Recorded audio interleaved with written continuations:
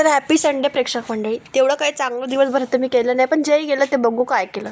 आता इथे थोडंसं झोपून उठल्यावर मला लागली होती भूक. हेनरी घर से बाहर मत निकलना, पर मैं तो अब हेनरी नहीं हूँ. मैं राखी हूँ राखी. मैं राखी हूँ राखी. मैं नाकाली शेंडा आला. तर जस्ट जेवण करून उठतीच होती तर पुन्हा भूक लागली. तर माझ्या बहिणीला म्हटलं चल आता इडल्या बनवू घरी आहेस तर. ते इथं तिची रील दाखवायला आली मला मदतला तिथंच. मग मी पुन्हा जेवण करायला बसली. मग तिलाच म्हटलं आता तू बाई इडल्या बनव बाई.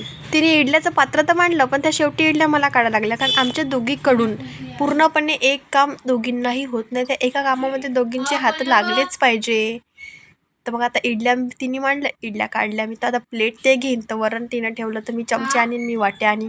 मग खाऊन झाल्यावर थोड्या वेळ बाहेर बसली, हवा चांगली चालू होती. तर अजून काही तर काही गेलं नाही. बस आजच्यासाठी एवढंच. भेटतो नंतरच्या ब्लॉगमध्ये. Bye bye.